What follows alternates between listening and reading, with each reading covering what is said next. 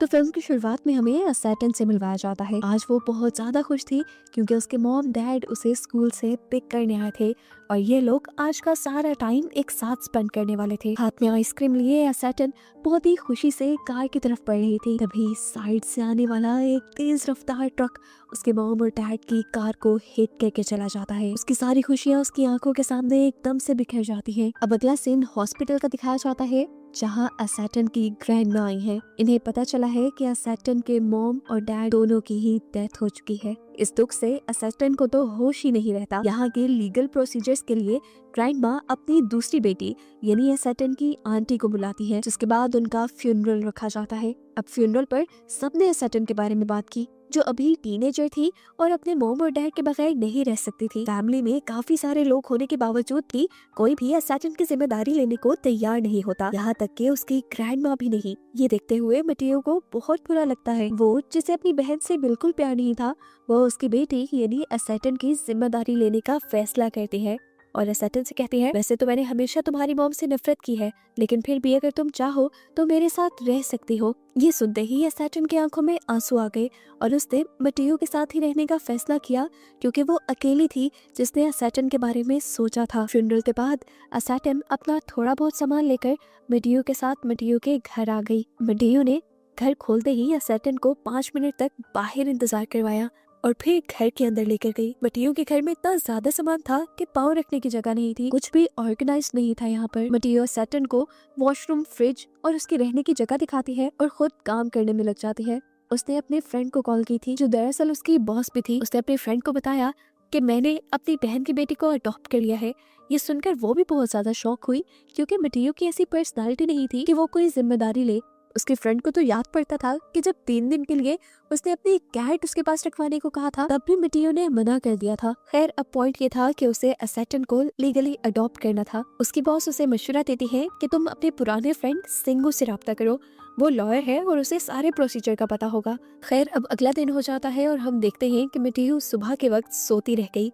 Saturn को school जाना था, वो खुद उठकर तैयार हुई, उसने नाश्ता बनाया और फिर मटियो को बताकर वो स्कूल चली गई। स्कूल जाने पर उसे उसकी बेस्ट फ्रेंड मिली जो उसके पुराने घर के पास रहती थी। वो उससे उसके मॉम डैड के मरने पर अफसोस कहती है, लेकिन सैटर्न को ये हमदर्दियाँ नहीं चाहिए थी। उसका ये रिएक्शन देखकर उसकी दोस्त डर गई और उसने बताया, आई एम सॉरी, लेकिन तुम काफी दिन से नहीं आ रही थी तो मुझे तुम्हारी मजबूरी टीचर को भी बतानी पड़ी। इतने में ही उनके पास टीचर भी आ गई। सैटर्न को देखकर वो भी उससे हमदर्दी करने लगी और उन्होंने बताया कि मैंने सब बच्चों को तुम्हारे बारे में बता दिया है कि तुम्हारे साथ बहुत बुरा हुआ है, इसीलिए कोई भी बच्चा तुम्हें तंग नहीं करेगा और पिछला सिलेबस कवर करने में तुम्हारी हेल्प भी करेगा। टीचर की ये बातें सुनकर सैटर्न और ज्यादा टूट गई। उसने टीचर से कहा, सिर्फ चंद महीने रह गए थे स्कूल के मेरे, मैं चाहती थी कि कम से कम मेरी स्कूल लाइफ नॉर्मल गुजरे और आपने वो भी सब खराब कर दिया।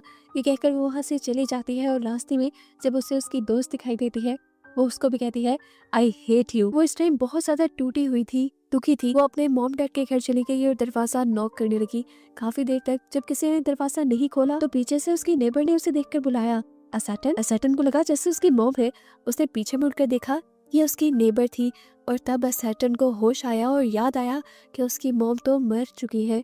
कौन ही ये अब दरवाजा खोलेगा। वो दुखी अब इधर उधर शहर में घूमने लगी, जबकि दूसरी तरफ हमें दिखाया गया कि मटियो सिंगो से मिल रही है सैटर्न को लीगली अडॉप्ट करने के लिए। सिंगो जो उसका बॉयफ्रेंड भी था, वो बहुत ज्यादा हैरान था मटियो के इस चेंज से। इन दोनों का ब्रेकअप भी इसीलिए हुआ था क्योंकि मटियो शादी और बच्चों की जिम्मेदारी नहीं लेना चाहती थी। वो उससे पूछता है, तुम में इतना बड़ा चेंज कैसे? मटियो बस इतना ही कह पाती है, क्या सैटर्न को देखकर मेरा दिल पिघल गया। यहाँ पर सिंगो मटियो को मशवरा भी देता है कि अभी तक तुमने लीगली सैटर्न को अडॉप्ट नहीं किया, अगर अभी भी तुम अपने फैसले पे रिग्रेट करो तो तुम बदल सकती हो।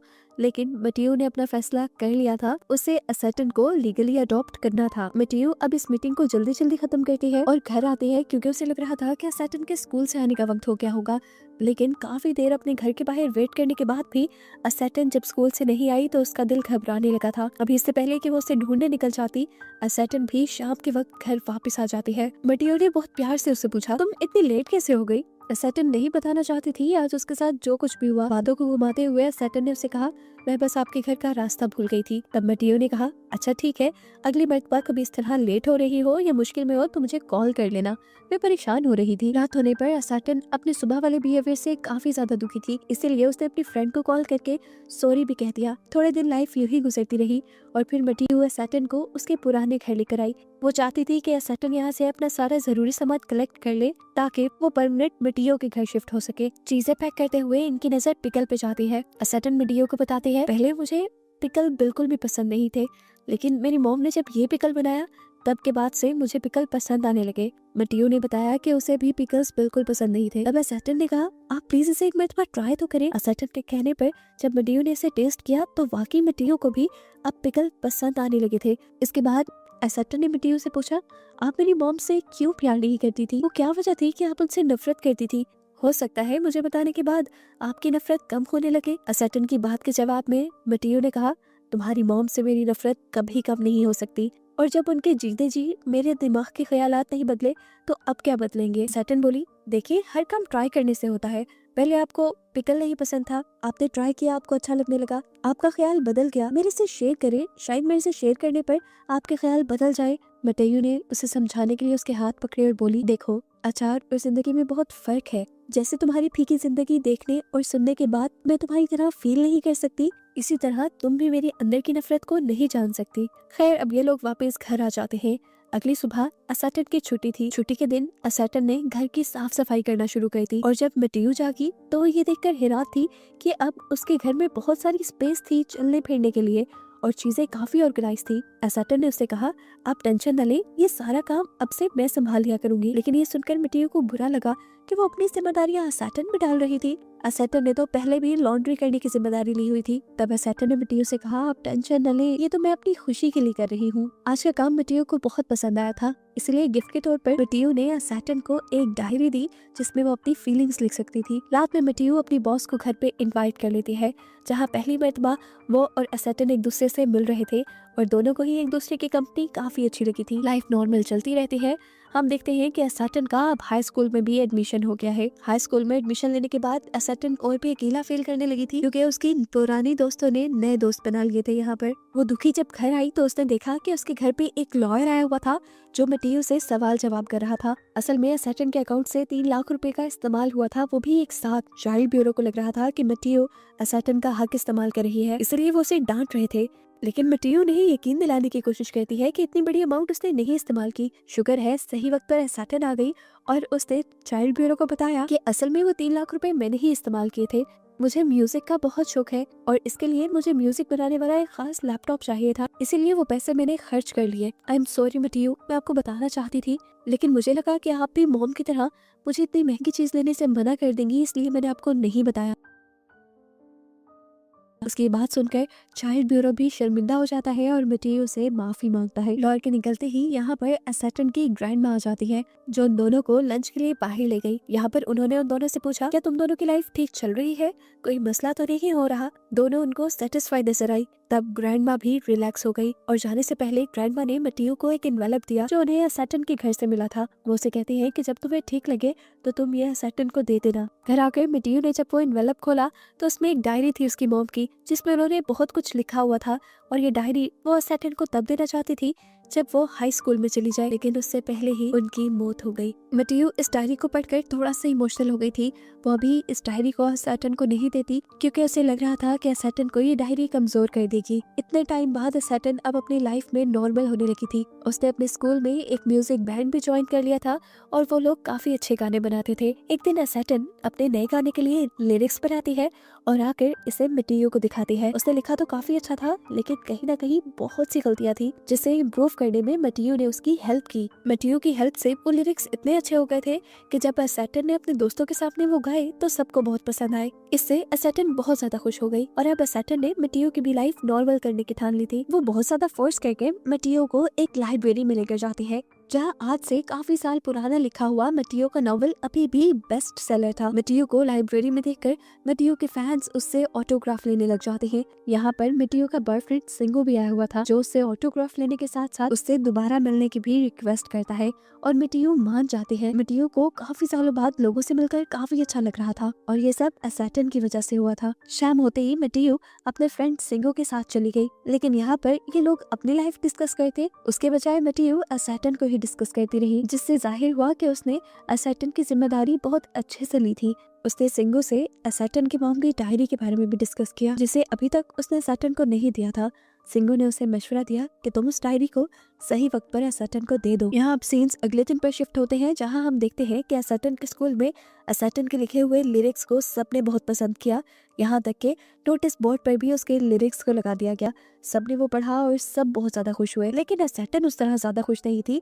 वो कुछ बहुत अच्छा लिखना चाहती थी, जैसे मटियो ने वो नॉवल लिखा था। वो घर आई तो उसने देखा कि आज मटियो से मिलने के लिए सिंगो आया हुआ था। वो इन दोनों को देखकर बहुत खुश हुई और उसने दोनों के पास जाकर पूछा, क्या आप दोनों दोबारा एक साथ हो गए हैं? इस बात को टालने के लिए सिंगो उल्टा उससे ही सवाल करने लगा, क्या तुमने तुम्हारी मॉम की दी हुई डायरी पढ़ ली? और ये सुनकर असैटन हैरान हो जाती है। वो उससे पूछती है कौन सी डायरी, और यहाँ हमें पता चलता है कि मटियो ने अभी तक असैटन को वो डायरी नहीं दी थी। अब क्योंकि बात खुल ही चुकी थी तो मटियो ने असैटन को उसकी डायरी दे भी दी, जिसे लेकर वो बहुत ज्यादा इमोशनल हो गई। और इसी चीज को लेकर तो मटियो डर रही थी कि वो दोबारा इमोशनल ना हो जाए। इस टाइम पर असैटन ने मटियो से सवाल किया कि उस दिन आपने मुझे क्यों अपनाया था? तब मटियो बोली, मुझे नहीं पता, उस दिन तुम्हें कोई सामने से अपना नहीं रहा था तो मुझे लगा कि मुझे तुम्हें अपना लेना चाहिए। उसके इन अल्फाजों से असैटन और गुस्सा हो गई और उसने मटियो से कहा, यानी आपने मुझ पे तरस खाया था? आपके पास तो प्यार करने वाली अपनी मॉम और सिंगो भी है, लेकिन मेरे पास कोई नहीं। ये कहकर वो वहाँ से चली जाती है। अगली सुबह असैटन स्कूल भी नहीं गई, हालांकि सुबह उसका बोर्ड एग्जाम था। इतना इम्पोर्टेंट एग्जाम उसने मिस कर दिया था। इसके गुस्से के लिए टीचर ने मटियो को स्कूल बुला लिया और मटियो को उसकी इर्रेस्पॉन्सिबिलिटी के लिए खूब डांटा। लेकिन मटियो ने तो देखा था कि असैटन स्कूल गई थी, उसने स्कूल बंक कर लिया था। टेंशन में अब मटियो जाती है अपनी मॉम के घर, जहाँ उसे पता चलता है कि असैटन भी उससे कुछ देर पहले ही यहाँ आई थी। मटियो की मॉम ने उसे बताया कि असैटन बहुत ज्यादा उदास और डिप्रेस है, उसे बहुत ज्यादा ध्यान देने की जरूरत है।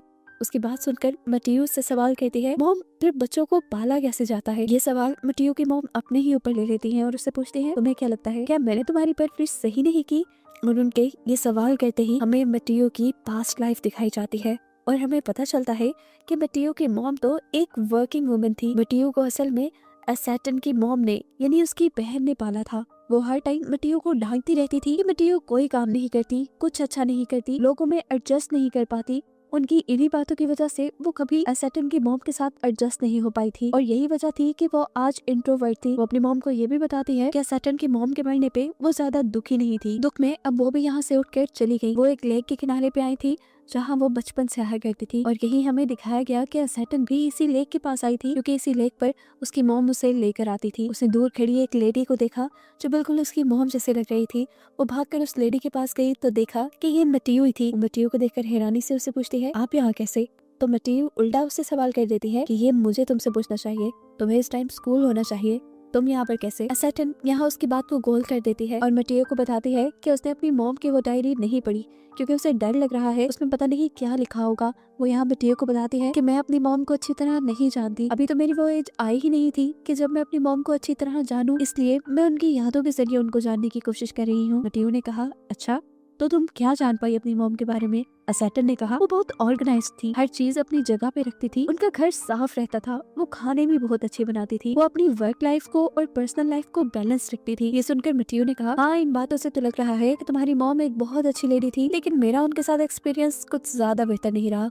बचपन में वो मेरी हर चीज को क्रिटिसाइज करती थी, यहाँ तक कि उन्होंने मेरा लिखा हुआ ड्रामा भी मेरे से बगैर पूछे फाड़कर फेंक दिया। हालांकि मेरे मुताबिक मैंने वो बहुत अच्छा लिखा था। मैं पूरी जिंदगी इसी चीज के लिए उनसे नफरत करती रही, लेकिन अब तुम्हारे साथ रहकर मुझे रियलाइज हुआ कि वो मुझसे नफरत नहीं करती थी, मेरी फिक्र करती थी। अगर वो उस दिन मेरा वो ड्रामा ना फाड़ती तो शायद मुझे बेस्ट सेलिंग नॉवल लिखने की करेज ना मिलती। आज जब तुम स्कूल नहीं गई तो मुझे भी बिल्कुल तुम्हारी वैसी ही फिक्र हुई जैसे तुम्हारी मॉम को मेरी हुआ करती थी। मैं जिस चीज को पूरी जिंदगी नफरत समझती रही, असल में वो मेरी केयर थी। ये सारी बातें करने के बाद आज मटियो के दिल से अपनी बहन के लिए सारी नफरत झड़ चुकी थी। इसीलिए अब मटियो और असैटन मिलकर असैटन की मॉम की ग्रेव पर जाते हैं वहाँ पे फूल रखते हैं और एसेटन अपने मॉम और डैड को याद करके बहुत रोती है और आज मिट्टियो भी उसे पूरी तरह सहारा देती है। वक्त गुजरता है और दिखाया जाता है कि मिट्टियो की वजह से एसेटन की लाइफ वापस नॉर्मल हो गई थी। जिस स्कूल बैंड में उसने हिस्सा लिया था उसकी वजह से वो काफी मशहूर भी होने लगी थी और अब तो